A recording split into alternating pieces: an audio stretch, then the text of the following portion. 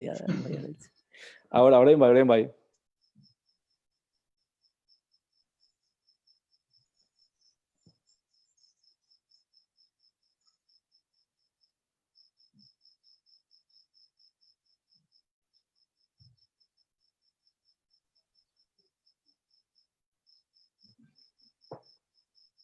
Bueno, ¿qué tal? ¿Cómo Hola, estás, Fernando? bien, bien, estoy bien, aquí bien. ¿Y tú? Bien, bien. Aquí resolviendo problemas técnicos. Bueno, al final estamos transmitiendo desde mi Facebook personal en vez de desde el instituto, si no me equivoco. Ajá. Entonces, bueno, primero de todo, bienvenidos a los que estáis viéndonos a este ciclo transpersonal que empezamos hoy, que lo hemos reconvertido a online. Inicialmente, bueno, de hecho es un ciclo que ya empezamos en febrero en la sede del Instituto Transpersonal Integrativo, pero bueno, con la situación que estamos viviendo tuvimos que interrumpirlo y ahora lo estamos retomando hoy con esta primera charla online y tenemos hoy a Fernando Rodríguez Bornachea, que ahora os lo voy a presentar. Entonces, bueno, la idea también para que sepáis es que cada semana, cada martes, vamos a hacer una charla empezando esta hora, sobre las 6:15, 6:30. Entonces estáis todos invitados a uniros a estas charlas, diálogos que vamos a hacer semanalmente. Y en principio, a pesar de que hoy la hacemos por mi canal, porque hemos tenido un problema técnico, la idea es que se transmitirá desde el Facebook del Instituto Transpersonal Integrativo. Entonces hoy tenemos con nosotros a Fernando Rodríguez Bornachea, que para los que no lo conocéis, Fernando Rodríguez Bornachea es uno de los pioneros de la psicología transpersonal en el País Vasco y en el resto del estado y en la península ibérica. Entonces, Fernando vive en Donostia, en San Sebastián. Él estudió psicología, fue profesor de la Universidad Pública del País Vasco durante muchos años. De hecho, también siendo profesor en la Universidad Pública del País Vasco, que era profesor de Historia de la Psicología, arrancó durante muchos años una asignatura optativa de Psicología Transpersonal, que hasta donde yo sé ha sido la única asignatura que se ha dado una licenciatura de Psicología en todo el estado de Psicología Transpersonal. Y luego te preguntaré también por eso. Entonces, aparte, Fernando fue el director de la colección transpersonal de la Libre de Marzo, tiene varios artículos, es meditador, muy veterano, también es el director del Centro Baraka en Donosti, que luego también le preguntaremos por esto. Y recientemente ha escrito un libro sobre mindfulness, que también espero que tengamos tiempo para hablar sobre ello. Entonces, bueno, sin más preámbulos, bueno, primero de todo, también te quería preguntar un poco cómo estás llevando el confinamiento.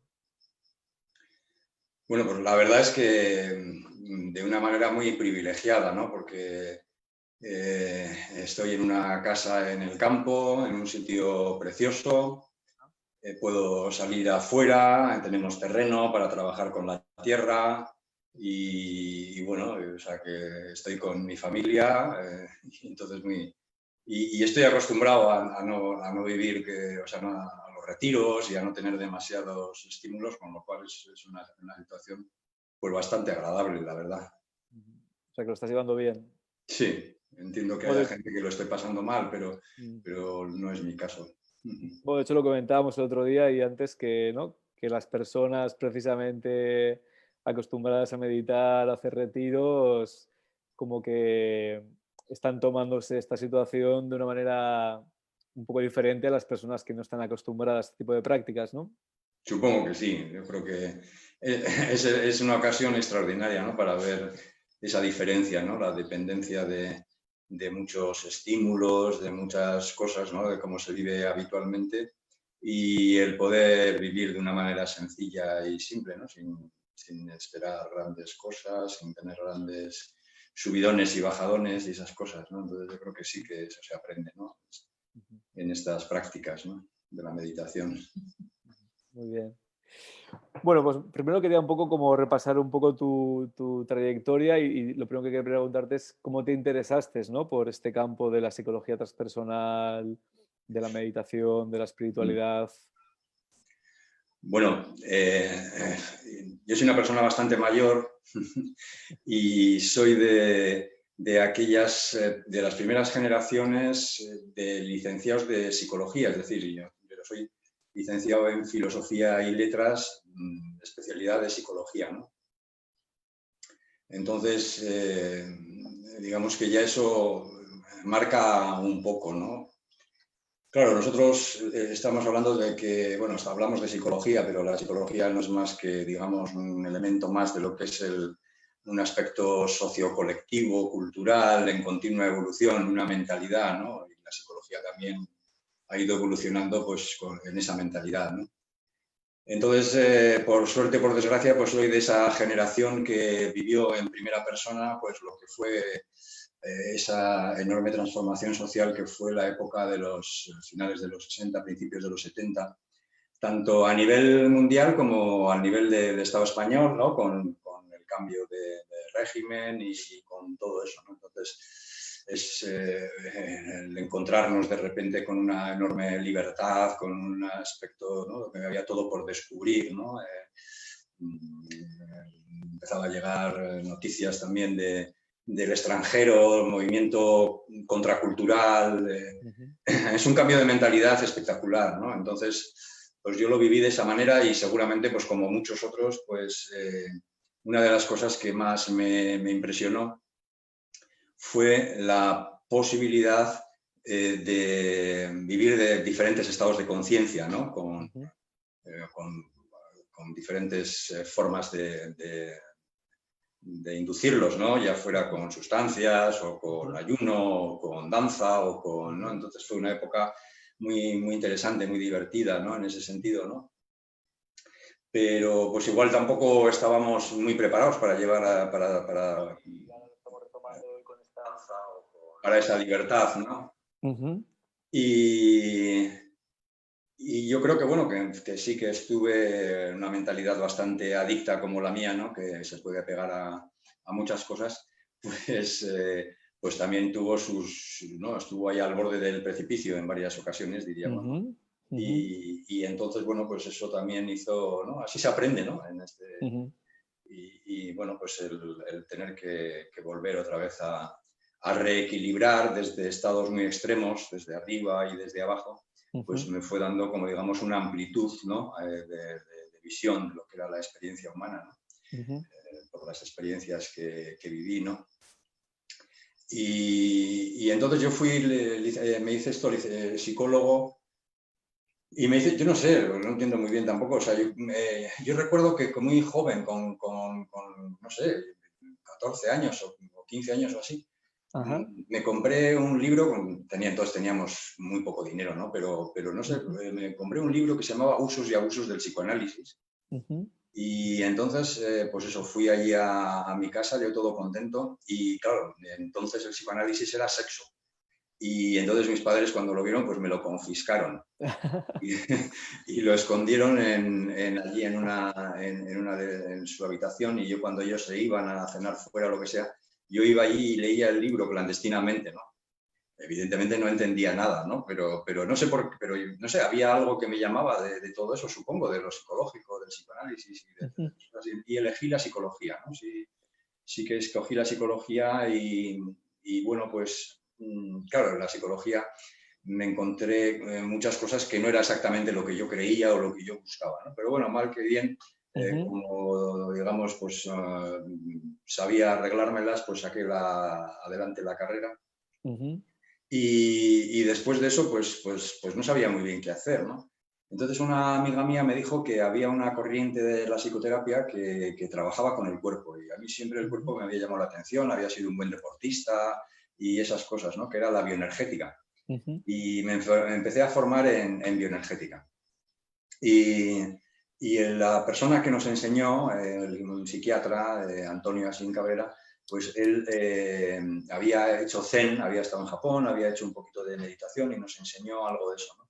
Ujú, Y ahí yo creo que se fue abriendo ese camino para mí, ¿no? ujú. Bueno, también la experiencia, ten en cuenta que Antonio Asín era una, digamos, de los lugartenientes de Claudio Naranjo, Ajá. y estamos hablando de finales de los 70, Ujú, principios de los 80, justo cuando pues, todo ese movimiento del potencial humano de la psicología humanista ujú, entra aquí y entonces ujú, pues hacíamos muchas cosas y Claudio traía mucha gente interesante y en fin, ujú, fue una época que fue apasionante. Y luego entré en la facultad, ¿no? Entré en la ujú, facultad, yo tenía la ventaja de que como era de la pontificia teníamos una tesina de grado que yo había hecho sobre la antipsiquiatría ujú, y con esos puntos pues conseguí una plaza en la facultad como de profesor de historia de la psicología. ujú, Así que la idea de ¿no? la filosofía y todo eso siempre me había atraído mucho y entonces aprendí una barbaridad. Fue una ocasión pues fantástica, ¿no? Para ujú, formarme y para descubrir eh, todos los aspectos fundamentales de lo que es el saber psicológico, ¿no? ujú. No, porque tú en realidad te has formado, esto no lo he apuntado antes, pero además de ser experto en psicología transpersonal, te has formado en diferentes corrientes de psicología y en diferentes escuelas de psicoterapia, ¿no? Y Sí, esto que mencionabas, ¿no? Como este paralelismo que se dio entre, ¿no? El boom de la psicología humanista y de la psicología, bueno, la entrada de la psicología transpersonal más que un boom en esa eso. época que estamos hablando, ¿no? Cuando acabó la dictadura y se abrieron las puertas a Claro, experimentar, ¿no? eso es. Entonces eso, pues fue un poco paralelo, ¿no? Es decir, que mientras intentaba pues aclararme un poco sobre mi vida y sobre mí mismo en el aspecto este de la psicoterapia, que como dices, pues fui recorriendo pues muchas de las corrientes que había como paciente, ¿no? Primero, ¿no? Y luego me fui formando como terapeuta en todo ello, ¿no? Pues al mismo tiempo tenía esta parte académica que iba desarrollando, ¿no? Entonces fue en ese sentido pues que era un poco lo más vocacional, ¿no? De mí, ¿no? El aspecto de la psicoterapia, ¿no? Yo recuerdo de muy pequeño ya de ser un buen escuchador, ¿no? De que la gente me metía unas chapas impresionantes y yo escuchaba, ¿no? Me interesaba, ¿no? Cómo Ajá. la gente pensaba y cómo sufría también, ¿no? Y todas esas cosas. Entonces, bueno, pues eso, estudié mucho, me tocó muy bien la filosofía y pues epistemología, ontología, muchas cosas interesantes, de ver realmente de dónde surge el saber psicológico, ¿no? Ujú, Que no tenía nada que ver con lo que era el saber oficial, que era lo ujú, que, ten en cuenta que nosotros éramos en aquella época, la psicología era conductismo, sí. que ha cambiado mucho, es que realmente el cambio ha sido fuertísimo, ¿no? Del Ujú, cambio de mentalidad. Nosotros éramos bueno, por decreto había que ser conductista, ¿no? ujú, Pero nosotros teníamos una característica en la Universidad del País Vasco, que la facultad fue fundada por un personaje, Enrique Freijo Balsebre, ajá. que era médico, era, eh, era cura Ujú. y era psicoanalista Vaya. y era alcohólico. Y, y entonces nuestra facultad tenía un poco todas estas cosas, ¿no? Vaya mezcla, ¿no? Y entonces, pues, había como, bueno, un poquito más de apertura, diríamos, ¿no? Ujú, Es una época también en la que la Facultad de Filosofía de San Sebastián era muy interesante, muy importante. Estaba gente aquí súper valiosa, muy puntera, ¿no? También, ¿no? ujú, Entonces, ujú, eh, fue una época muy buena. Entonces, a principios de los 90 ujú. viene lo que sería un cambio de plan de estudios. Ajá. Y entonces nos dicen que propongamos asignaturas optativas. Ujú, Se abra, o sea, una estructura que era muy rígida y muy esto, pues hay una optatividad, ujú. se empieza a poder escoger algunas cosas y tal, ¿no? Y entonces es cuando yo propongo la psicología transpersonal, ¿no? ¿Y cómo fue tu experiencia? Bueno, quería hacer como ¿cómo describirías tú qué es la psicología transpersonal para los que nos puedan estar oyendo que no sepan mucho sobre este campo? ¿Cómo describirías tú la psicología Pues transpersonal y qué es lo que aporta en relación a otras escuelas de psicoterapia y de psicología Y sobre todo, ¿cuál es la diferencia con la psicología humanista también, ¿no? Que a veces como que se solapan, ¿no? Pero...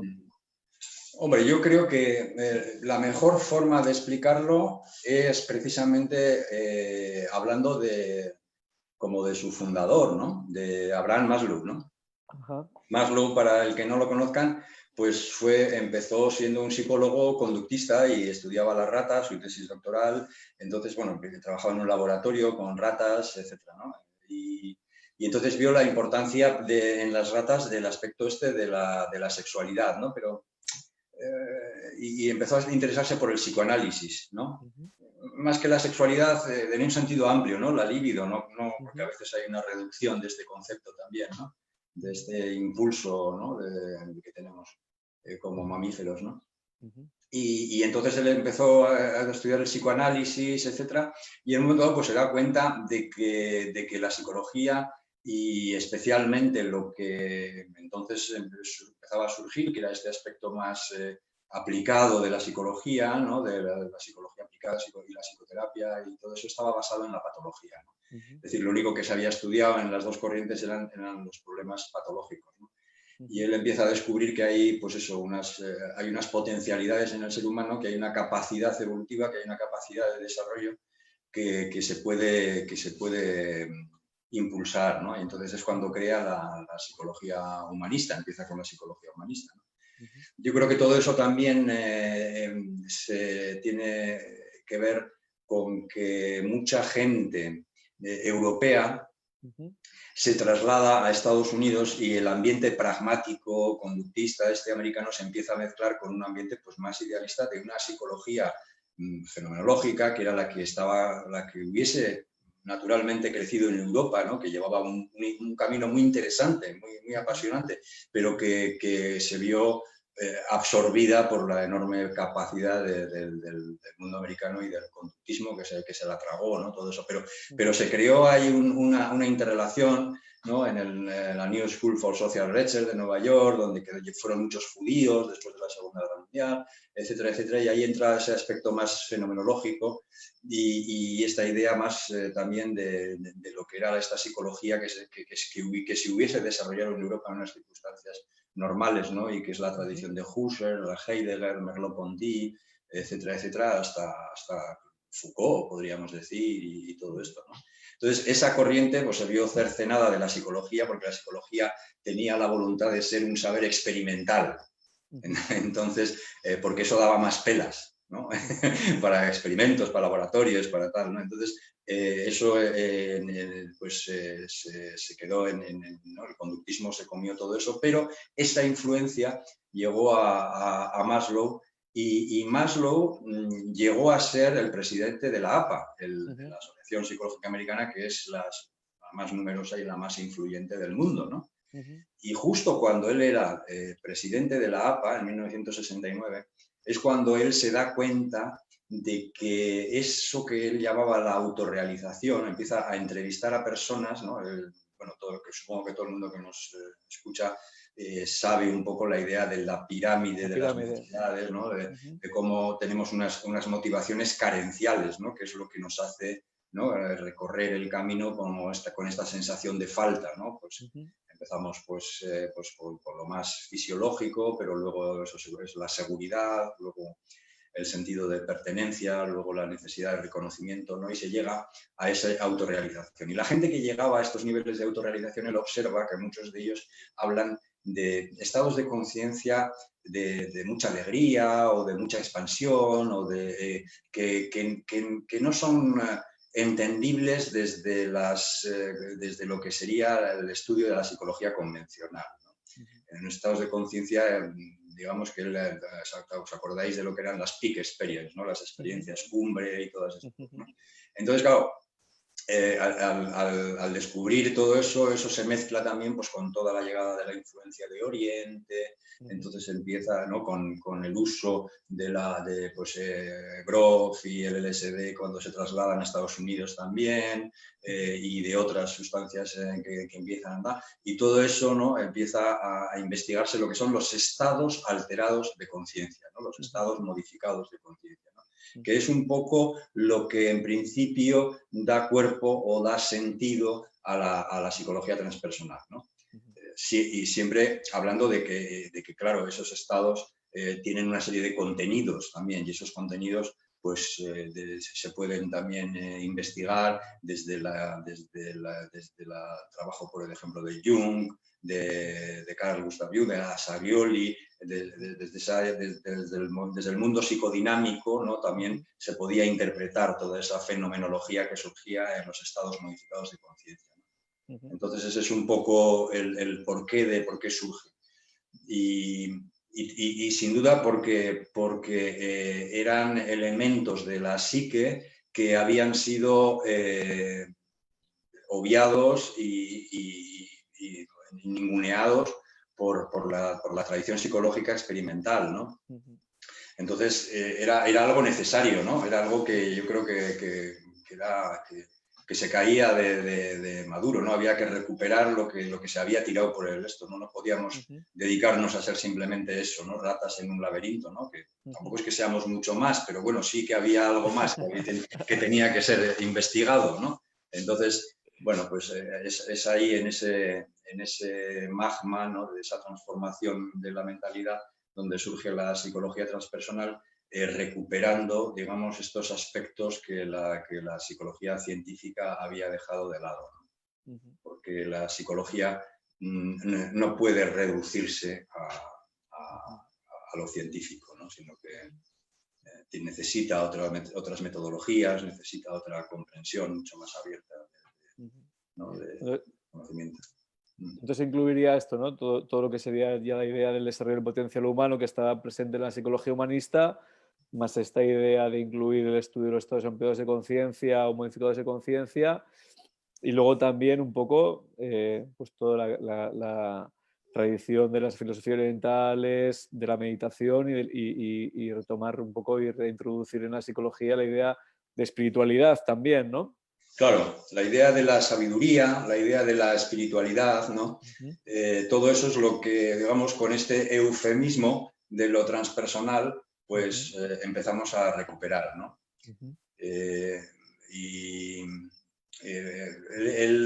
hecho de que la psicología, de que lo oriental tenga tanta influencia, sobre todo en esa primera parte de la psicología transpersonal, tiene que ver también con movimientos sociales, ¿no? Es decir, que después de la Segunda Guerra Mundial también hubo muchos occidentales que fueron a Oriente como fuerzas de paz, ¿no? Y que empezaron a trabajar con la gente de allí, encontraron las tradiciones meditativas, en realidad iban a fumarse unos porros y a hacer esto, pero mientras que hacían eso, pues también se encontraron con toda esta riqueza, ¿no? Y ahí vuelve a pasar un poco lo mismo, es decir, que la enorme fuerza de la cultura occidental estaba a punto de atropellar toda la cultura oriental y llevársela por delante y hacerla desaparecer. Y entonces, de alguna manera, hay una recuperación de todo eso, ¿no? Que es una recuperación muy occidental de todas las tradiciones orientales. En ese primer momento, porque luego nos descubrimos que todo eso tampoco era ni tan diferente ni tan nuevo, ¿no? Como nosotros pensábamos. Es decir, y entonces, por ejemplo, en Estados Unidos se empieza a trabajar mucho con las tradiciones chamánicas, por ejemplo, ¿no? Que son mucho más autóctonas y de alguna manera pues también tenían una riqueza y una sabiduría, ¿no? Entonces también todo ese movimiento del neochamanismo, por ejemplo, ¿no? Pero en última instancia, como digo, tampoco había nada muy diferente de lo que te estaba diciendo yo de esta tradición europea filosófica, ¿no? Que incluso dentro de la psicología, ¿no? De la Gestalt, de todo ese movimiento de Merleau-Ponty, en fin, todo eso que estaba ahí, ¿no? Esa indagación filosófica en el ser estaba presente también en nuestra tradición, pero bueno, tuvimos que ir a recuperarla por otro camino, ¿no? Al final, ¿no?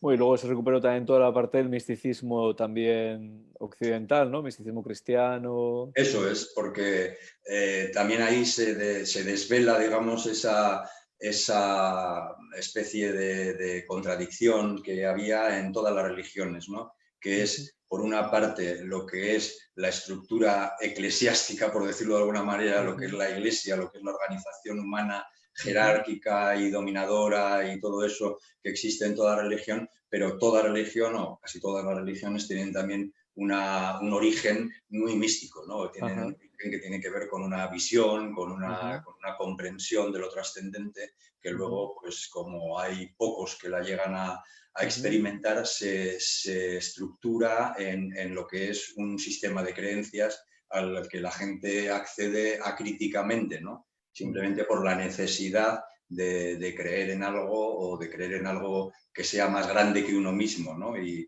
eso es lo que nos tranquiliza un poco, ¿no? Frente a esa presencia de la mortalidad y de la vulnerabilidad humana, que es el origen de toda la cultura y también de todas las religiones, de todos los sistemas de creencias y de todo esto, por supuesto. ¿Y cómo es entonces tu experiencia cuando de repente decides introducir estos contenidos tan alejados de los programas de estudios de una facultad de psicología? Pues ¿Cómo fue tu experiencia? mala. Sí, porque, bueno, yo también incluso, pues yo intenté innovar mucho, ¿no? También, sobre todo en el aspecto de lo que era la docencia. Intentaba introducir pues, juegos, elementos gestálticos, formas de aprender diferentes, cosas por el estilo, ¿no? Y mis compañeros pues no lo entendían, ¿no? Les parecía todo aquello muy, muy hippie, muy absurdo, etcétera, ¿no? Entonces yo aparte pues no tenía, la verdad, mucha habilidad institucional y entonces pues, fui muy marginado, ¿no? Vale. Ya lo que era la historia de la psicología, al no ser un saber experimental, no había nada o sea, ningún compañero jamás quiso saber nada de eso, ¿no? Porque bueno, pues lo que buscaban era proyectos de investigación que diesen dinero, que tal, ¿no? Entonces, yo en eso yo para eso no servía, yo no tenía recursos en ese sentido, ¿no? Entonces, en mi trabajo era más desde eso, desde el ámbito de la psicología y un ámbito más de lo que era un conocimiento discursivo o experiencial, pero no experimental, ¿no? Entonces, bueno, pues siempre fui muy marginado, ¿no? Muy marginal dentro de lo que fue la academia, pero bueno, me soportaban un poco también porque, fíjate, yo tuve esta asignatura de psicología transpersonal y durante muchos años fue la más numerosa de las optativas, ¿no? Sí, eso te iba a decir que a nivel institucional igual no, pero a nivel de interés Claro. del alumnado era muy popular, ¿no? Claro, era muy popular. Entonces, tenía más gente que incluso resolución de conflictos en el País Vasco, ¿no? Y entonces Esto es mucho decir. Claro, yo daba clases en el aula magna porque no me cabían en otras clases. Tenía lleno aquello, ¿no? Ajá, qué bueno.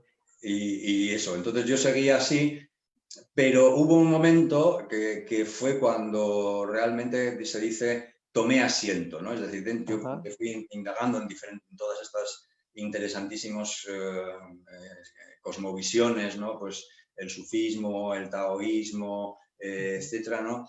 Y al encontrar el Dharma de Buda, ¿no? Pues es como que aquello me impresionó mucho, ¿no? Tanto la práctica como la teoría, ¿no? Porque la construcción teórica del Dharma es maravillosa, ¿no? Es decir, filosóficamente es muy elegante, ¿no? Éticamente es impecable y psicológicamente, pues yo no he visto nada tan pormenorizado y tan minucioso, ¿no? Con lo que, bueno, pues con aquello es con lo que, digamos, tomé asiento. Entonces vi que era un poco lo que igual eso vocacionalmente yo había estado buscando, ¿no? Un sistema universal para la superación del sufrimiento, ¿no? Que es gratis, que no requiere de tecnologías ni de historias, que todo el mundo lo puede hacer, etc. Entonces, abandoné la facultad, ¿no? Cosa que evidentemente todo el mundo me criticó mucho, incluso mi psicoanalista, y, y me dediqué un poco a la enseñanza del Dharma. Bueno, y A la práctica. tenías ya el centro Baraca, digamos, lo tenías paralelamente a cuando eras profesor y después ya te dedicaste plenamente, ¿no? Bueno, no, yo sí que llevaba años haciendo algo de psicoterapia. la Sí. psicoterapia sí que me había... Y luego con algún grupo de alumnos que estaban próximos, que tenían ganas de Ajá. hacer cosas conmigo, hacíamos cosillas, ¿no? Vale. Dábamos las prácticas de lo que era transpersonal y luego Ajá. pues igual hacíamos cosas también, ¿no? Entonces sí que, bueno, pues como había ya un pequeño movimiento alrededor de eso, pues esto luego cuando se convirtió en lo que fue el Baraka, ¿no? Vale. Y curiosamente, bueno, me gustaría que hablaras un poco más sobre toda esta parte tuya más vinculada a la práctica, sobre todo, ¿no? Es muy interesante todo lo demás, pero a la práctica de la meditación y al mindfulness, ¿no? Que hace poco has publicado un libro sobre mindfulness con Kairos, ¿no? Sí. Y qué curioso además, ¿no? Que esto también me gustaría que lo comentáramos luego, que todo esto que era tan alternativo hace 40, 30, 20 años, se está haciendo todo mainstream, ¿no? Porque Sí. en la meditación se ha ido haciendo mainstream, el mindfulness está haciendo mainstream y ahora hay universidades que tienen máster de mindfulness. El tema de los psicodélicos que fueron ilegales, bueno, y de hecho siguen siéndolo en muchos casos, se está haciendo mainstream también, o sea, hay un montón de estudios. Incluso el otro día salió un documental en Netflix con un montón de personas muy conocidas hablando de sus experiencias, no sé si lo vistes, No. desde Deepak Chopra, actores de cine, bueno, fue como que de repente todo el mundo ha salido del armario, pero es que además como que hay perspectivas de que se legalice, ¿no? Entonces, qué curioso también que todo esto se esté haciendo mainstream de repente, bueno, curioso, no tan curioso, ¿no? Pero Sí. antes de entrar en eso, me gustaría que hablaras un poco más de esto, de la meditación, del mindfulness, de tu práctica, de tu enseñanza también. Pues, bueno, yo ya estudiando la transpersonal, ¿no? Ajá. Pues poco a poco se fue, digamos, dentro de la transpersonal se empezó a hablar de lo que eran los estados, ¿no? Más superiores de conciencia, los estados místicos, los estados trascendentes, etcétera, etcétera. Y entonces había algunas tradiciones que los tenían pues muy bien repertoriados, que había como mucha documentación, ¿no? Una documentación que había sido esotérica hasta hace poco tiempo, ¿no? Había sido una enseñanza oculta, ¿no?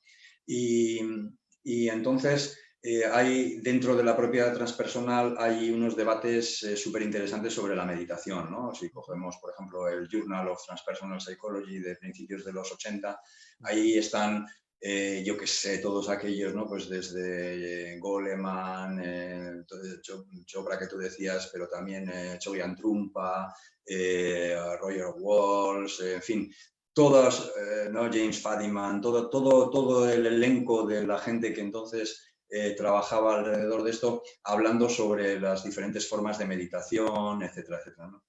Entonces, hay como también estudios comparados sobre las diferentes formas que hay de meditación, etcétera, etcétera, ¿no? Y bueno, ahí, por ejemplo, Claudio Naranjo marcó un hito, ¿no? Porque tiene uno de los libros primeros de psicología de la meditación, ¿no? Junto con otro de los grandes, ¿cómo se llamaba? Orstein, ¿no? Orstein, sí, sí, sí. Orstein, ¿no? Una maravilla, ¿no? Entonces, ahí, por ejemplo, él organiza las diferentes formas de meditación en un triángulo, ¿no? La forma más, lo que él llamaba el camino negativo, ¿no? Que es pues el camino más del yoga, de la práctica concentrativa, del zen, etcétera, etcétera. Luego el camino romántico, ¿no? Que era pues todo lo que entonces representaban Osho y este tipo de gurús que era llegar al éxtasis, pero a través pues, de la danza, de otras formas, ¿no? Y dentro de eso, pues se empieza a hablar del vipassana como una forma pues, que era interesante porque era adecuada para la maduración psicológica, pero también para este despertar espiritual, ¿no? Entonces, yo creo que es Goleman, que siempre ha sido también muy visionario, ¿no? El que en un artículo del Journal habla de que hay una forma en la que samatha y vipassana funcionan cooperativamente, ¿no? Y eso me llamó la atención, ¿no? Porque, bueno, pues era un debate histórico que existe en el budismo desde hace muchísimo tiempo, ¿no? Y entonces descubrí un poco cómo a finales del 19 y durante el 20 se produce una reforma muy interesante dentro del propio budismo, ¿no? Porque, bueno, pues eso, ante la influencia tremenda de Occidente y la posibilidad de que aquello se perdiera, porque ya era algo residual en algunos templos, ¿no?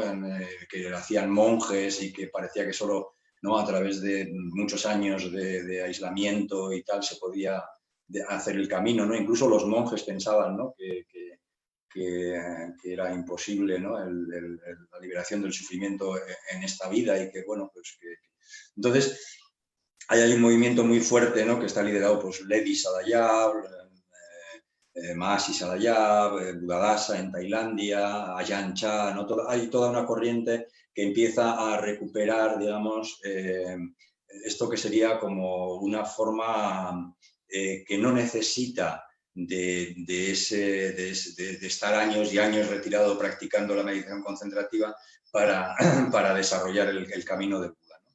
Y entonces se están refiriendo a eso. Y de ahí surge lo que hoy es el movimiento Vipassana. El movimiento Vipassana, que es, pues, empieza con esto, ¿no?, pues con Goleman, con Corfield, con Goldstein, todos que son occidentales, que aprenden en Oriente y luego van con mentalidad occidental y luego van a Occidente a contarlo. Que es una forma muy diferente de como, por ejemplo, ha pasado en el budismo tibetano o en el budismo zen, que son orientales los que lo han traído, los que lo han enseñado, etcétera, etcétera. El Vipassana, desde el origen, desde lo que es esa revolución interna dentro del budismo Theravada, es un movimiento laico y es un movimiento de laicos, es decir, son los propios laicos los que lideran, digamos, esta transformación, ¿no? Gente que eran funcionarios o que eran en la administración de la India o de Tailandia, o, ¿no?, gente que no eran monjes, pero que recuperan esta forma de la meditación, ¿no? Y entonces ese movimiento Vipassana es un movimiento que no se identifica con el budismo, es decir, hay muchísimos maestros de Vipassana, ¿no?, que existen hoy en la actualidad que no se consideran budistas, que no necesitan tener ningún tipo de creencia o sentido de pertenencia a una religión o a un esto establecido, ¿no?, porque el Vipassana es una forma de indagación en el ser y por tanto no necesita ni creencias, ni tradiciones, ni linajes, ni maestros, ni todas esas cosas, ¿no? Entonces, bueno, pues esto es muy... Y algo parecido sucede también con el Vedanta Advaita y los nuevos maestros del Vedanta Advaita. También hay un Vedanta Advaita que es moderno, que tiene también estas características y que incluso al escuchar a un maestro Vipassana y un maestro Advaita no vas a saber muy bien quién es quién, porque lo que te están transmitiendo son cosas muy, muy parecidas, ¿no? Por eso son movimientos que se producen a partir, digamos, de esta nueva mentalidad que surge en el siglo XX y que llegan a Occidente, ¿no? Entonces, bueno, pues la investigación en meditación en Occidente tiene 50 años. Esto lo llevábamos haciendo muchísimo tiempo en el ámbito de la psicología transpersonal, como tú sabes muy bien, y en universidades y con un trabajo muy serio de investigación, etcétera, ¿no? Pero luego sucede lo que sucede, y es que, como dicen estos americanos, hay personas que están en el sitio adecuado y en el momento adecuado, ¿no? Y Kabat-Zinn es ese momento, ¿no?, en el que, digamos, la sociedad está preparada, él sabe hacer lo que tiene que hacer y se produce este boom del mindfulness, ¿no?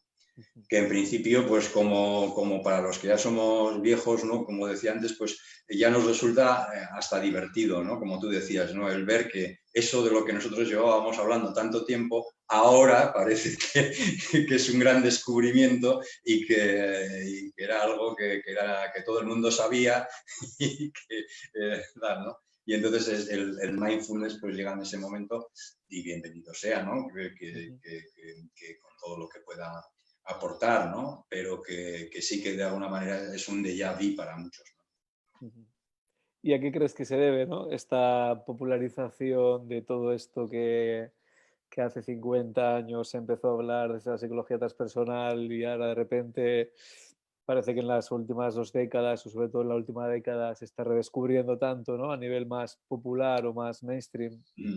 Pues un poco también por lo que hemos estado hablando, porque una cosa es el mundo académico y otra cosa es la realidad social y el mundo civil, diríamos, ¿no? Entonces, en el mundo académico, lo que es la terapia, que primero es conductista, luego es cognitiva, cognitivo-conductual, primera generación, la segunda generación y tal, y todas estas cosas. Entonces, ¿qué es lo que se supone que es la única psicoterapia científica? ¿No? Aunque realmente, como tú sabes, a nivel de psicoterapia funciona muchísimo más otras psicoterapias que esta, ¿no? Pero bueno, esta también funciona, también está en lo social, ¿no? Pero entonces, eso tiene sus limitaciones, ¿no? Entonces, los cognitivo-conductuales empiezan a pensar en cuáles son esas limitaciones y entonces se dan cuenta de que, claro, de que efectivamente, de que hay unos esquemas cognitivos y de que hay unas disonancias cognitivas, pero que tú a un individuo que dices que yo pienso que me va a caer un asteroide en la cabeza y tal. Pero usted no se da cuenta que es irracional. Sí, ¿y qué? Pero lo sigo pensando, ¿no? Entonces, ante la imposibilidad de salir de ese tipo de cosas, ¿no?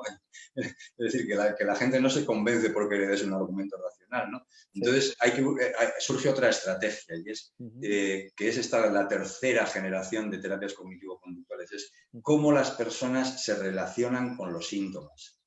En vez de intentar cambiar los síntomas, es ver cómo se relacionan con ellos.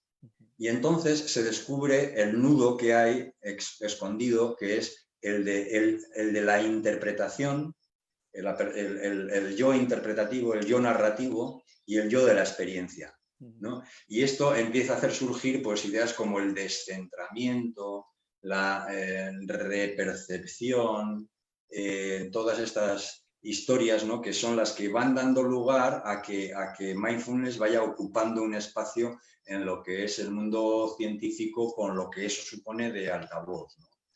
El rechazo de la experiencia, ¿no? Que es ¿no? Lo que veo el mayor sufrimiento es que nosotros, los seres humanos, hemos llegado a un punto en el que rechazábamos nuestra propia experiencia, ¿no? Y eso generaba muchísimo malestar y muchísimo sufrimiento, ¿no? Y entonces, ¿qué es lo que se puede hacer? Pues buscar un sistema que se basa precisamente en la indagación de la experiencia y que es la meditación, ¿no? Entonces, por eso, digamos, la meditación tiene sentido en este mundo de lo psicológico, de lo psicoterapéutico y accede al mundo de la salud, porque no olvidemos que accede por el mundo de la salud. Es decir, que dentro de todo y dentro de que los psicólogos ya no somos lo que éramos cuando yo empecé en la psicología, ¿no? Los loqueros o los pasadores de test o este tipo de cosas, ¿no? Con muy poca influencia social, ¿no? Ahora tenemos más influencia social, ¿no? Pero no lo suficiente. Y es porque somos gente muy acomplejada de nuestro saber. O sea, no nos hemos creído nunca que nuestro saber sea un saber científico y eso parece que nos deja como fuera de juego, ¿no? De juego. Y eso, ¿no? Entonces, la medicina, que tampoco es un saber científico, ¿no? Porque la biología, ¿no? Pero tiene otra reputación en lo social, pues entonces Kabat-Zinn, desde el ámbito de la salud, es donde él dice, bueno, cuando yo hago esto con estas personas que tienen este tipo de problemas de salud, el estrés empieza a considerarse un problema de salud también, y lo psicosomático y tal. Entonces, yo obtengo estos resultados y tal, ¿no? Y entonces, desde ahí, desde el ámbito de la salud y desde el ámbito de la medicina, esto cobra un poco de fuerza, ¿no? Y esto interesa inmediatamente a los psicólogos, ¿no? Porque, como tú sabes muy bien, entonces estos tres investigadores, creo que cada uno, además de un continente diferente, que eran los tres más importantes sobre recaídas en la depresión, ¿no? William, Tesdale ¿no? Los tres del mindfulness cognitivo-conductual, diríamos, ¿no? En principio quieren utilizar esta herramienta, ¿no? Y lo intentan, pero les sale mal. Entonces no les sale el asunto y entonces van donde Kabat-Zinn y le dicen, Kabat-Zinn, ¿por qué no nos sale esto? Y tal, ¿no? Y entonces el Kabat-Zinn les dice, ¿pero vosotros habéis meditado alguna vez? No. Ah, ya.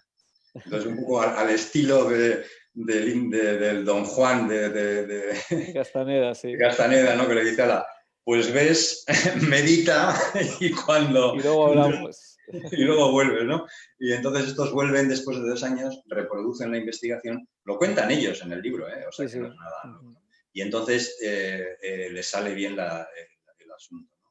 Y entonces así es como entra en el mundo de la psicología y ya empieza a desarrollarse en la psicología y luego ya se esparrama, ¿no? Se desparrama a los coaches, a todo el mundo ya empieza a pensar que sabe perfectamente lo que hace cuando está utilizando mindfulness, ¿no? Pues es otro debate, ¿no? El tema de la profundidad de los diferentes enfoques y propuestas, ¿no? Voy entroncando un poco también, bueno, un apunte solo, en esta tercera generación también entronca todo el paradigma en activo, ¿no? De Varela, que luego nace el Mind Life Institute, con los debates con el Dalai Lama y esta interconexión entre las neurociencias y la meditación, ¿no? Como que hay otra línea muy potente, ¿no? Es muy interesante también, pero hasta cierto punto es muy elitista también, ¿no? Quiero decir, Varela o Maturana, de Cuerpo Presente, es un libro que no va a leer cualquiera. Sí. No es un libro de divulgación, no es un libro a los que ahora hay al uso, ¿no? En mindfulness ni muchísimo menos, ¿no? Y luego, bueno, efectivamente tiene ese punto de este aspecto reverencial que hay, ¿no? Pues, por ejemplo, con el Dalai Lama, ¿no? Que es muy curioso también, ¿no? ¿no? A mí me sorprende mucho, ¿no? Me sigue sorprendiendo mucho, ¿no? Que personas, no sé, como nosotros que hemos crecido en la ciencia, en la democracia, en esto, ¿no? Pues hagan todo ese tipo de reverencias y de cosas y tal a un personaje como el Dalai Lama, que no le quito nada, ¿eh? O sea, que puede tener toda la sabiduría del mundo, pero como la puede tener alguien que ni es Dalai Lama ni nada, ¿no? Sí, es decir, hay tantos, no sé, filósofos, incluso personas normales en la vida cotidiana que seguramente tendrán pues un tipo de sabiduría parecida, ¿no? Pero por el lugar que ocupa, ¿no? Y claro, es una cosa tan... digamos, curiosa, ¿no? ¿no? El mundo tibetano y toda la parafernalia de lo tibetano llama tanto la atención, ¿no? Ocupa, ¿no? Que fascina, tiene este poder fascinador, ¿no? Incluso sobre estas personas ¿no? tan importantes del mundo científico, ¿no? Que igual les interesa también ese juego, de participar de ese juego, por lo que sea, ¿no? Pero claro, eso... significa mucho dinero, ¿no? Ten en cuenta que, por ejemplo, Kabat-Zinn da $500,000 al año a MindLife, ¿no?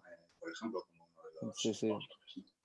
O sea que, bueno, pues todo eso también tiene una influencia en este mundo, ¿no?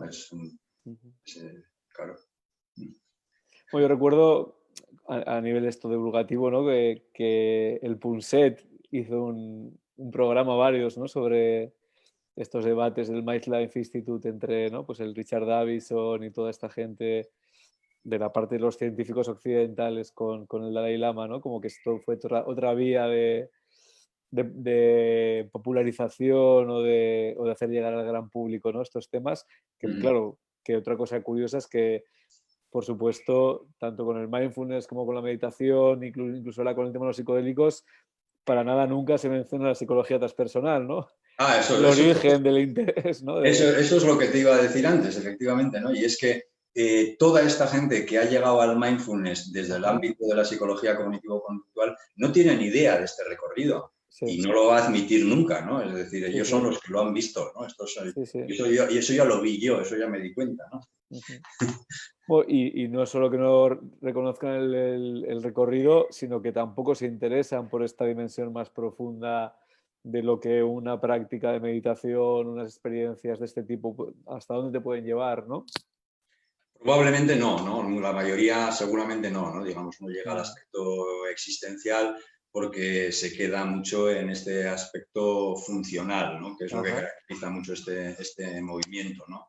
Ujú, Si me calma un poco, pues ¿no? Y eso es lo que me interesa, ¿no? ujú. Sí, es un enfoque como más, lo que decías antes, médico, ¿no? Como de tratar el síntoma sin querer profundizar mucho en la Ujú. psique, ¿no? Ujú. Bueno, Pero como al fin y al cabo eso, eh, eh, digamos, eh, la persona que se sienta, que está consigo mismo, etcétera, para esa persona se abre un mundo de posibilidades tan enorme que efectivamente pone en marcha ese proceso de desarrollo personal que estaba detenido, quieras que no, ¿no? Entonces sí. es un gran movilizador, ¿no? Aunque Ujú, no esté hecho ni conscientemente ujú, ni esto, pero realmente funciona como un gran movilizador social. ujú, sí. Bueno, es como el caballo de Troya un poco, ¿no? Eso es. El regalo que luego se abre. Voy un poco para ir cerrando esta primera parte y luego abrir a ver si hay preguntas por parte del público que nos está viendo.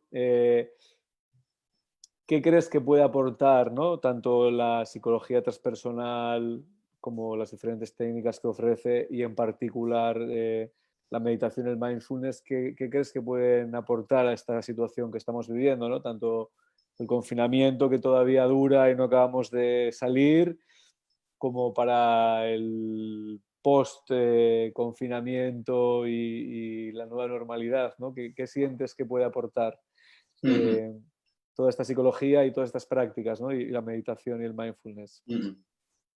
Bueno, el mindfulness, como decimos, sobre todo, es una forma de una autoadministración de una especie de medicina, ¿no? Ujú, Así se populariza y en cierta manera, tiene esta primera función o una función como más de choque ujú, con lo que es el sufrimiento más evidente, ¿no? ujú, Entonces, pues, por ejemplo, la práctica concentrativa, la práctica de atención a la respiración, etcétera, etcétera, ¿no? Pues es una herramienta con la que vamos poco a poco fortaleciendo la mente, por decirlo de alguna manera. Es un ejercicio ujú, mental, ¿no? Y es una de las cosas que esto aporta, ¿no? Y es que de la misma manera que en los últimos 30 o 40 años el ejercicio físico se ha popularizado, ¿no? Porque entonces, claro, estamos hablando de cuando yo era joven y salíamos a correr, nos gritaban cobardes, ¿no? Porque no se corre, ¿cómo vas a...? No se entendía que la gente hiciera footing, ¿no? Y ahora, pues eso. sí, Bueno, pues ahora yo creo que esto empieza a ser también algo, ¿no? El que hay que entrenar la mente empieza a ser también algo que la gente empieza a comprender, ¿no? Por la ujú, enorme dispersión que existe, ¿no? Entre todos estos artilugios con los que vivimos actualmente, ¿no? De ujú, móviles, de tecnología, etcétera, etcétera, pues esto se ha convertido el cultivo de la atención, el control de la atención se ha convertido pues, en una necesidad y todo el mundo enseguida lo ve y ya ves que esto tiene ¿no? Todo el mundo, ahora mismo, ¿no? Cantidad de gente habla de meditación, pero habla seguramente de un tipo de meditación de este tipo, ¿no? Como ujú, de ir a un gimnasio mental a hacer atención a la respiración. ujú, Luego, esto que tiene sus ventajas, ¿no? Que tienes que evidentemente, bueno, pues el control de la atención pues, es educativo y tiene su dimensión, digamos, ujú, terapéutica o por lo menos eso de mantener la mente. Luego, curiosamente, surge también dentro del propio mindfulness una nueva ola, que es la ola de la compasión, ¿no? ujú, Eh, en fin, para los que no venimos del mundo del mindfulness, sino que venimos del mundo de de la tradición, yo evidentemente no soy budista ni nada por el estilo, ¿no? pero conozco como un metarrelato la tradición del Buda, como conozco la del psicoanálisis y muchas otras, ¿no?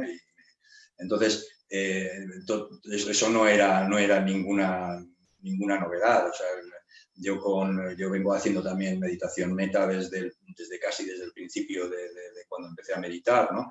Como un ejercicio final para endulzar un poco la meditación, ¿no?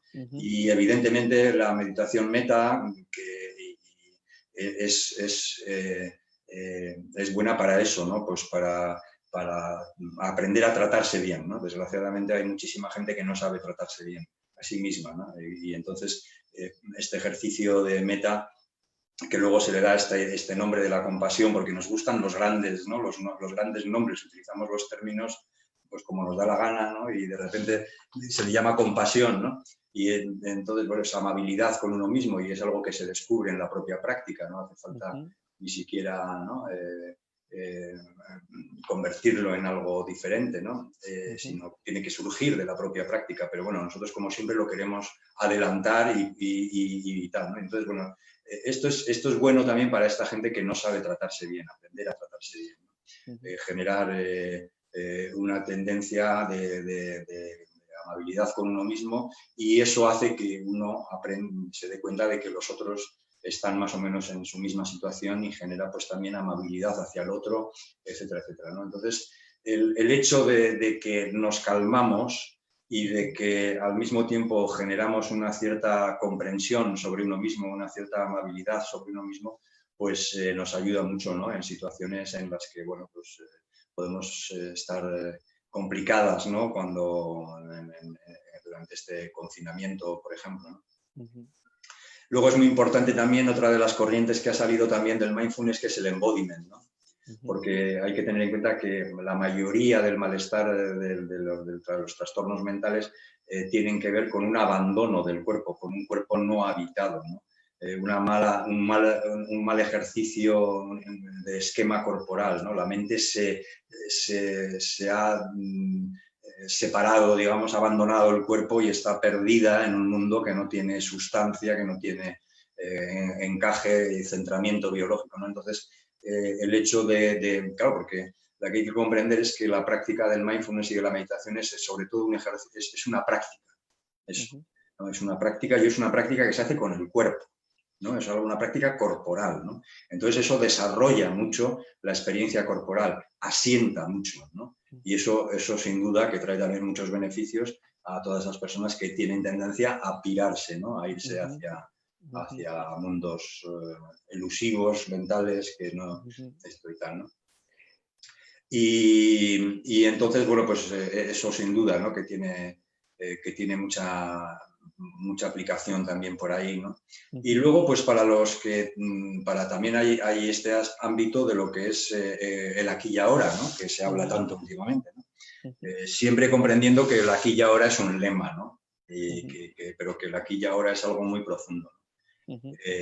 Pero simplemente como lema nos puede servir para que nosotros nos demos cuenta y generar este darse cuenta de que cuando la mente empieza a entrar en la incertidumbre de si esto volverá a ser, cómo volverá a ser, etcétera, etcétera, eso genera un malestar. Claro, el organismo reacciona con lo que es el miedo, que es algo natural ante la incertidumbre, pero que nosotros lo alimentamos, ¿no? Oyendo muchos telediarios, como si con eso fuésemos a controlar la realidad, ¿no? Y entonces, bueno, pues ese aferramiento a eso genera mucha ansiedad también, ¿no? Entonces, bueno, pues el aprender a volver otra vez a estar aquí, ¿no? Hay personas que lo hacen de esa manera, pero luego hay mucha actividad también del tiempo pasado que fue mejor, ¿no? Entonces, pues eso, no volveremos a, esto no volverá a, etcétera, etcétera. Entonces, esa capacidad de habitar un poco el aquí y ahora y de volver a estar aquí presente con lo que hay, pues tiene muchísimas ventajas, ¿no? También para momentos difíciles y tal, ¿no? Y luego ya hay que seguir profundizando, ¿no? Porque realmente la meditación lo que hace es entrar al presente pero no a ese presente, ¿no? Como a veces se toma como, ala, pues vamos a hacer lo que nos dé la gana, ¿no? Sino a ese presente microscópico, ¿no? Ten en cuenta que se suele hablar de que el presente dura 3 segundos, ¿no? Entonces, en cada sentada tenemos bastantes presentes, ¿no? Hay medio segundo para que un estímulo llegue a ser recibido, digamos, por el organismo. Ese organismo reacciona y hace que en un segundo y medio toma decisiones que movilizan al cuerpo. Después, al cabo de esos 2 segundos, es cuando se toma conciencia de que hay una intención. La intención ya está tomada, pero lo único que te queda es ¿sigo la intención o no sigo la intención? Entonces hay que entrar a ese mundo minúsculo, ¿no? A ese mundo para poder gestionar, digamos, esto del estar en el presente de una manera liberadora, ¿no? Porque es donde ahí puedes hacer las buenas elecciones, ¿no? Es de lo que se trata, ¿no? Entonces, es esta memoria operativa, que también es un concepto bastante nuevo dentro de la psicología, ¿no? En el que la memoria de trabajo, ¿no? Donde se juega todo el juego de la meditación, ¿no? Y cuando se entra a esa dimensión, entonces se entra a una dimensión que es mucho más existencial, ¿no? Y entonces esta dimensión existencial es algo que sí que se puede cultivar también dentro de la meditación, ¿no? Entonces ¿no? Poco a poco ahí vas trabajando pues eso con algo que también es la novedad, digamos, de esta tercera generación de psicoterapias cognitivo-conductuales, que es la aceptación, ¿no? Sí. Entonces, que tiene que ver con este cambio de mentalidad, ¿no? El cambio de mentalidad de que no, yo puedo con todo, que ha caracterizado el mundo moderno, ha llegado también a un límite, ¿no? Entonces nos damos cuenta de que no podemos con todo, de que realmente hay estamos tremendamente condicionados, de que casi todo es condicionamiento, ¿no? Y entonces hay que aceptar unos límites biológicos, hay que aceptar unos límites afectivos, hay que aceptar unos límites del conocimiento y hay que aceptar unos límites del control sobre todo esto que nos está pasando, ¿no? Y esa aceptación de la vulnerabilidad, de la mortalidad, es lo que de alguna manera calma la angustia existencial, ¿no? Cuando uno acepta deportivamente, ¿no? El que somos muy vulnerables, muy condicionados y todas esas cosas, ¿no? Entonces, eso es lo que poco a poco hace que esa soberbia que hemos tenido durante, ¿no? como especie, pues vaya calmándose y nos deje menos ansiosos, ¿no? Bueno, esta situación nos está poniendo muy frente a estas limitaciones, ¿no? Esta necesidad de aceptación y también de estar en el aquí y la ahora, de estar en el presente. Pero lo que también te quería preguntar, más allá de, entiendo, ¿no? Una de las cosas que planteas es como la necesidad los beneficios de sentarse a meditar, ¿no? Entiendo que incluso más de una vez al día, ¿no? No sé cuánto meditas tú al día, supongo que tú meditarás bastante, pero podemos hacer un par de sentadas al día de 20 minutos por la mañana, una por la mañana, otra por la tarde-noche, puede ser una buena práctica, ¿no? Para alimentar todo esto que estás comentando. Sí. Sí. Tengo por ahí en Letras Kairos, que es un blog que nos pidieron algunas dos, sí que tengo lo que llama una meditación circadiana. Y voy explicando un poco el tipo de meditación que es adecuado para cada franja horaria, diríamos. Qué bueno. Porque, claro, nosotros tenemos también muy relacionada la meditación con la sentada.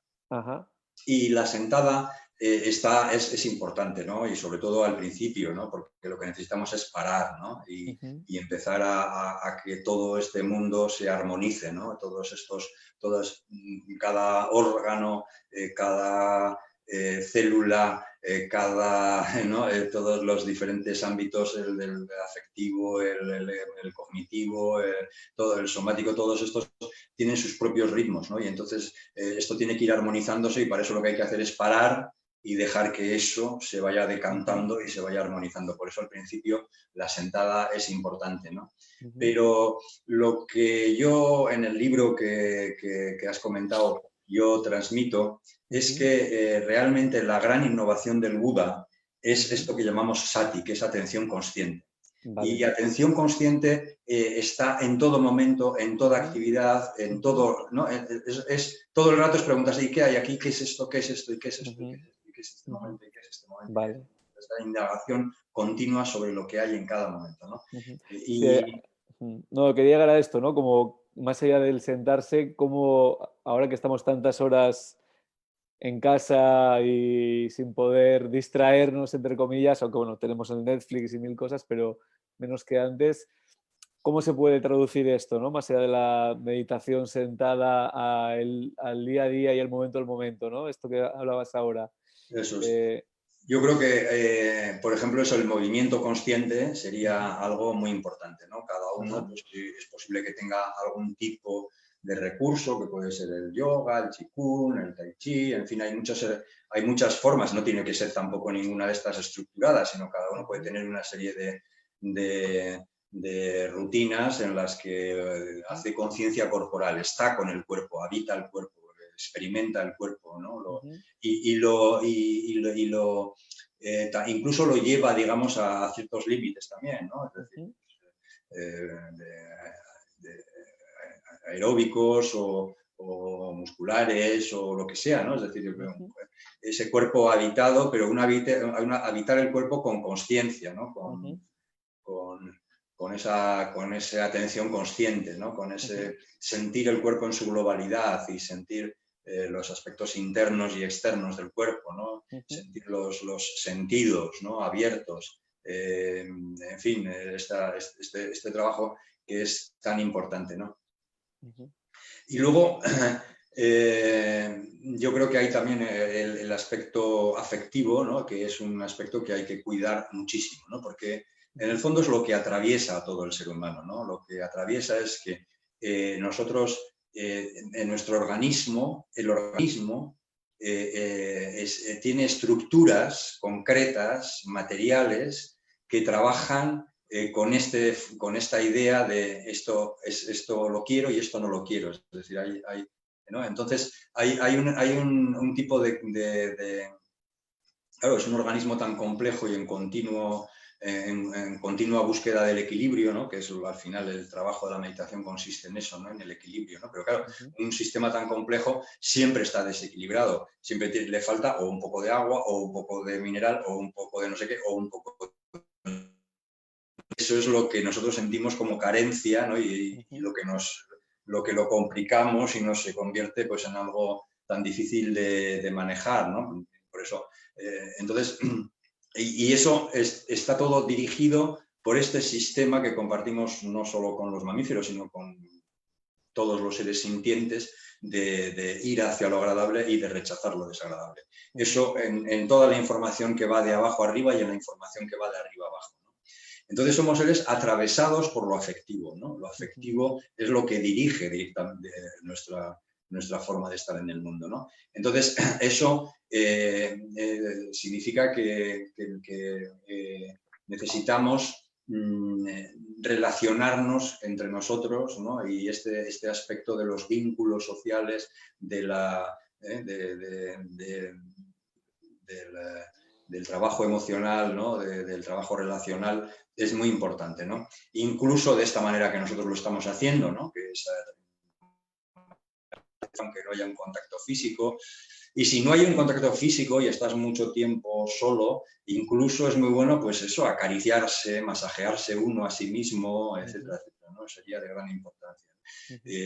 Pero si no, en todo caso, pues tener contacto con alguien, poder hablar, poder estar con alguien, poder.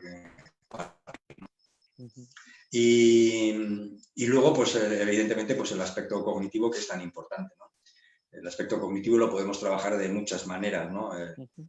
Una manera que para los seres humanos ha sido siempre una compañera ha sido el de contarnos historias, ¿no? Contar Ujú. historias, ¿no? Porque es formas en las que nada de lo humano nos es ajeno, pero no podemos ser todos los humanos. Y entonces es ver forma de ser humano, ¿no? Ponerte en el pellejo de este personaje o de este personaje, ¿no? Ya sea pues con una novela, con una serie, con lo que sea, ¿no? Pero luego, pues al que le guste otro tipo de literatura, bueno, pues también, ¿no? Pues el ensayo o la filosofía o lo que sea, ¿no? Y incluso más mecánico, ¿no? A muchas personas mayores no solo les entretiene, sino que además les viene muy bien pues, hacer crucigramas, sudokus, todas esas cosas, ¿no? O sea que darle el ejercicio cognitivo en todas sus variedades yo creo que es de gran utilidad. Y luego el dejar tiempo para el descanso, ¿no? Descansar bien, ¿no? Aunque no importa tanto que estés dormido, pero ¿no? Aunque estés despierto, pero trabajando el descanso, ¿no? El soltar tensión, ¿no? El relajarse, etcétera, etcétera, ¿no? Creo que son cosas que son tan básicas, ¿no? Porque en realidad no hay mucho, ¿no? Es decir, esto lo podemos complicar todo lo que queramos, ¿no? Pero en el fondo estas son las grandes cosas que nos diferencian como seres humanos, ¿no? Tenemos un cuerpo, vivimos este aspecto de la interdependencia entre seres humanos, tenemos unas capacidades cognitivas y tenemos este mundo de lo trascendente, de lo transpersonal, ¿no? Y ya está, ¿no? Bueno, de hecho, toda esta crisis es como muy budista también, ¿no? Como la interdependencia, la impermanencia, ¿no? Todos nuestros planes se han ido, nos damos Sí lo cuenta es. de cómo todo está tan interconectado, ¿no? De cómo nos podemos afectar unos a otros, de cómo algo que ha pasado en un lugar nos acaba afectando a todos, de cómo realmente estamos unidos, ¿no? Y conectados. Sí, porque, bueno, ya te digo, yo también por formación, ¿no? Tampoco creo que sea muy diferente seguramente en otras cosmovisiones, ¿eh? Pero yo que esta es la que mejor conozco, pues sí, la verdad es que a mí me parece que es muy completa, ¿no? Que aborda el ser humano en su integridad, ¿no? En su integralidad, ¿no? No deja nada de lo humano fuera, ¿no? Y eso me parece muy interesante. Y también me parece muy interesante en la tradición del Buda que a pesar de que, como siempre, lo que queremos es ver los estados maravillosos y los éxtasis y todo eso, al propio Buda esto no le interesaba lo más mínimo, ¿no? Es decir, que él ya pasó por eso, ¿no? Estuvo, ¿no? Empezó con las absorciones meditativas y todas esas cosas. Y él dice que lo que es interesante es llegar a ese punto de la ecuanimidad, es al final. Eso es, porque ese es el punto medio, el punto ese donde que nosotros dentro de Transpersonal hemos discutido tanto la inmanencia y la... Es el punto medio, es decir, la trascendencia sin inmanencia no es más que especulación, ¿no? Y la inmanencia sin trascendencia es reducción, ¿no? Que es lo que hace la ciencia, ¿no? Entonces, es el punto medio, ¿no? Es el equilibrio, ¿no? Donde lo que le interesa también al Buda, ¿no? No este tipo de estados y tal, ¿no? Que, bueno, si vas y eso, pues bueno, pues seguro que son entretenidos, ¿no? Y que ¿no? Pues se puede descansar en ellos, o sea, tienen ventajas, ¿no? Pero en realidad, como dicen en el Zen, ¿no? La vuelta al mercado es inevitable, ¿no? Inevitable. Muy bien. Y también, siguiendo un poco lo del sati que decías, ¿no? Aparte de todas estas prácticas, incluso uno puede estar haciendo la práctica, quiero decir, desde fregando los platos, a cocinando, eso es. a limpiando la casa o poniéndose en vermú. En el campo. Es que esa es la gran maravilla, ¿no? Y ahora el problema es un poco que como decimos, ¿no? Pues el mindfulness ha llegado mucho y mucha de la tradición del Buda, la mayoría de la tradición del Buda está muy, muy mediatizada por este aspecto de la concentración, del aspecto concentrativo, ¿no? Y entonces lo que yo intento transmitir es que ya sabéis que bueno, el Buda en principio ni busca ver verdades absolutas, ni le interesan los aspectos metafísicos, ni todas esas cosas, ¿no? Porque es algo muy práctico, ¿no? Y es, aquí hay sufrimiento, ¿no? Este sufrimiento tiene un origen, una teología, ¿no? hay un pronóstico y hay una forma de hacer que se puede salir de él, que es el noble óctuple sendero, ¿no? Es el método que utiliza o que nos propone el Buda, que tiene, no óctuple, dice 8, pero esos 8 se organizan en 3 bloques, ¿no? El bloque de lo ético, el bloque de lo filosófico, podríamos decir, y el bloque psicológico, ¿no? Entonces, el Bhavana, que es el desarrollo de la mente, que es lo que hace este bloque psicológico, el desarrollo de la mente, fíjate qué idea más buena, ¿no? Y está compuesto por 3 elementos, Sati, Samadhi y Vayama. Siempre se ha comprendido que Samadhi, ¿no? Se ha sobrevalorado Samadhi, ¿no? Que hoy en día, claro, porque la tradición del Buda es maravillosa, pero nosotros son 2500 años. Hemos aprendido también más cosas, ¿no? Tenemos cosas que aportar, ¿no? Entonces, estamos hablando de que ese bloque psicológico es algo que es la atención en general, ¿no? Yo digo que estos son los 3 sistemas de la atención que el mundo neurocientífico son estos Sati, Samadhi y Vayama, ¿no? Entonces, Samadhi tiene que ver con lo que es el enfoque, el reenfoque, etcétera, etcétera, ¿no? O la orientación de la atención y eso, ¿no? Que es algo que los principiantes que empiezan en esto, cuando les enseñan a hacer atención a la respiración, desarrollan más fácilmente, ¿no? Pero lo que es Vayama, es decir, el esfuerzo adecuado, el esfuerzo armonioso, ¿no? Porque lo que nos pasa en la meditación es como cuando empezamos con cualquier cosa que no sabemos hacer, es que nos ponemos muy tensos, ¿no? Entonces, pues, si quieres hacer escalada y nunca has hecho escalada, pues pierdes una cantidad de fuerza enorme porque es a la pared con tal fuerza porque tienes miedo y porque no controlas, ¿no? Es la primera vez. O cuando haces juegos malabares, ¿no? Pues estás muy tenso al principio, pues porque no controlas, ¿no? Y luego poco a poco eso se convierte en algo más esto, ¿no? Y entonces Vayama, al final es lo más difícil, porque es lo que más se escapa del control del yogi, ¿no? El yogi no está sujeto, su organismo está sujeto a enorme cantidad de fuerzas que no puede controlar, ¿no? Y Sati es la atención ejecutiva, ¿no? Sati es lo que se puede cultivar, ¿no? Entonces, Sati es, en el ámbito de lo que yo considero que es el Vipassana, es lo que tira de todo, ¿no? Entonces, como tú dices, es atención consciente al momento, momento a momento, momento a momento, momento a momento. Eso es. Entonces, Sati es la que tira de Samadhi en este caso, ¿no? Y cuando hay comprensión, la calma o la relajación es más profunda. Samadhi profundiza, pero porque crece la sabiduría. Si se produce al revés, que también puede producirse, ¿no? Es porque, bueno, pues hay características de esa personalidad que le llevan por ese camino, que tiene otros peligros, que tiene otras dificultades y que generalmente la gran parte de la población no va a poder seguir por ese camino.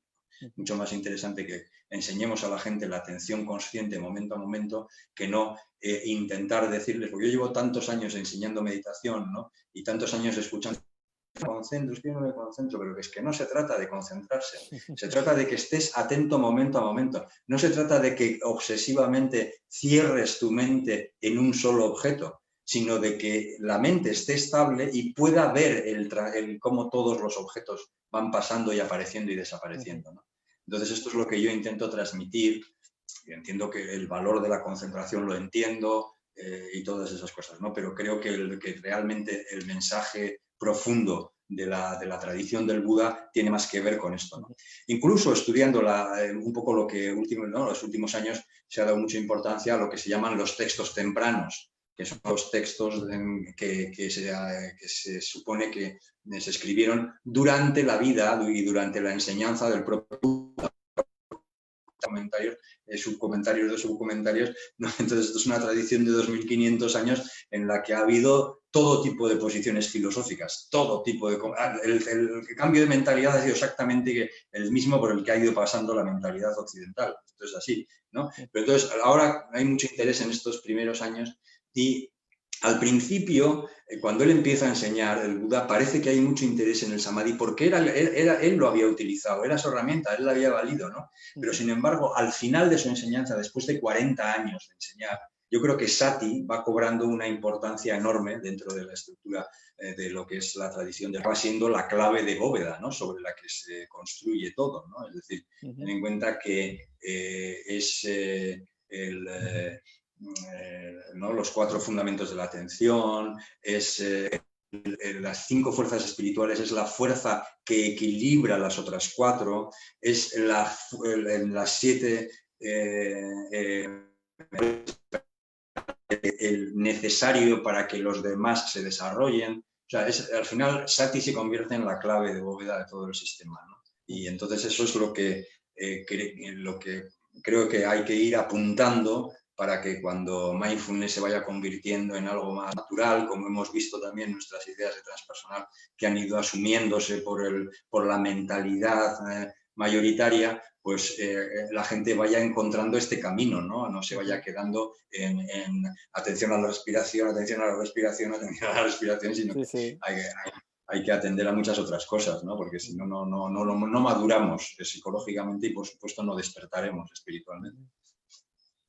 No, precisamente, vi el otro día, bueno, hace semanas creo que lo vi ya, precisamente Jack Kornfield, que mencionabas antes, que es uno de los que trajo el Vipassana a Occidente, había hecho un post que lo llamaba cómo convertir el confinamiento, no era exactamente esa la frase, pero era algo así como cómo convertir el confinamiento en un retiro, ¿no? Y otra de las prácticas que él le recomendaba, bueno, aparte de poder sentarse a meditar y demás, era la meditación caminando, ¿no? Que también Bueno, es esta idea fundamental, de ir lento, con la atención abierta. Si la puedes explicar brevemente para que alguien se anima a hacer. Bueno, caminar es, digamos, algo fundamental para este fenómeno humano, ¿no? El organismo humano, ¿no?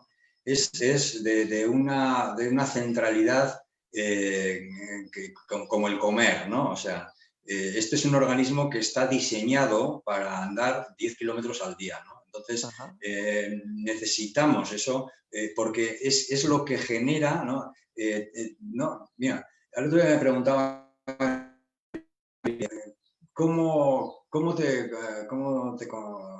te clasificaría o cómo te describirías o algo así, ¿no? O una cosa de estas.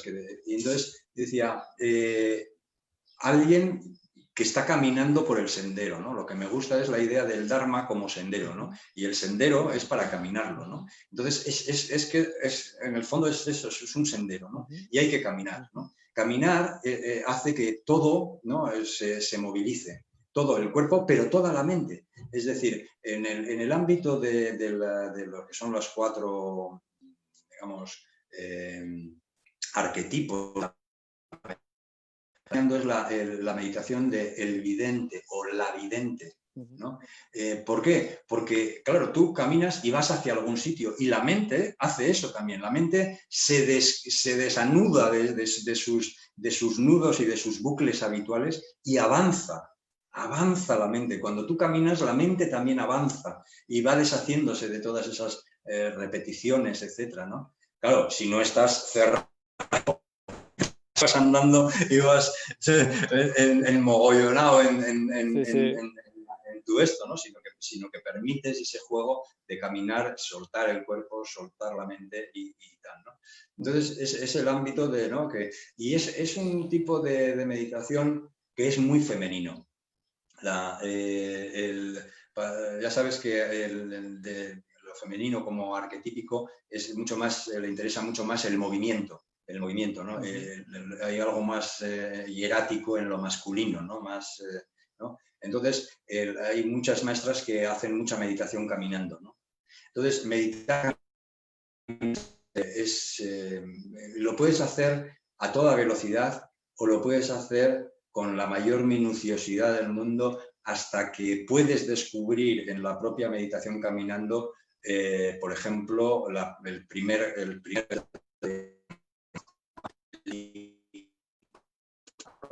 caminar, ¿no? Es decir, la comprensión de eso, ¿no? Creo que se está acabando mi batería. Ah, vale, sí, se ha ido un poco así. Bueno, vamos a ir acabando porque ya llevamos un buen rato, pero si quieres añadir algo de esto, bueno, de hecho lo que te iba a decir es esto, ¿no? Que bueno, ahora ya podemos salir a caminar, aquí que estamos en la fase 0,5 en Barcelona, ya podemos ir a caminar, pero como para si estás mucho en casa, esta idea de ir caminando lentamente, poniendo la atención, ¿no? En cada paso, en cada músculo, en cada estímulo, en cada respiración, como que es una práctica bastante acertada en el sentido de la falta de espacio, ¿no? Porque al Sí, final sí, sí. el hecho de estar en un piso, bueno, tú tienes la ventaja de estar allí con Sí, sí, terreno y con un con... pequeño, Pero eso es, con un con un poco de pequeño espacio se puede pasillo, practicar, ¿no? No hace falta más que 4 metros de... eso es, Sí, efectivamente. Y porque es el gesto de caminar, ¿eh? O sea, sí, incluso puedes avanzar 15 sí, sí, centímetros en cada paso en y cada paso. llevarte dentro de 30 segundos cada paso. O sea que, bueno, sí, sí, no hay límite. Bueno, pues bueno, muchas gracias por haber estado hoy con nosotros. No sé si quieres Pues añadir algo más encantado. No, pues, he para ir estado muy a cerrando. gusto Ajá. y nada, pues a ver si podemos salir y tengo ganas también de conocer tu centro, ¿no? El centro Sí, nuevo que has inaugurado y que ahí en Gracia y hacer alguna cosilla allí, ¿no? sí, sí, seguro que tendremos la ocasión cuando reabramos de que vengas y invitarte a que ofrezcas tu sabiduría y tus conocimientos. Muy bien, pues muchas gracias, Iker. Muy bien. Voy a los que nos estáis viendo, gracias por estar siguiéndonos y también invitaros a que estéis atentos porque haremos este mismo formato de charla, diálogo cada martes. En algunas ocasiones será más conferencia y preguntas. Hoy hemos hecho más el formato diálogo. Entonces, el martes, bueno, falta por confirmar qué ponente será cada semana. Entonces, a lo largo de esta semana ya os confirmaremos quién va a estar el martes que viene, pero lo que sí que está confirmado es que el martes que viene, sobre las 6:15, 6:30, habrá la segunda charla de este ciclo online. Entonces, muchas gracias por vuestra atención también y lo dejamos aquí por hoy. Y gracias, Fernando, otra vez. Muchas gracias a todos. Seguimos en Gracias. contacto y esperemos poder también desconfinarnos lo antes posible. Muy bien.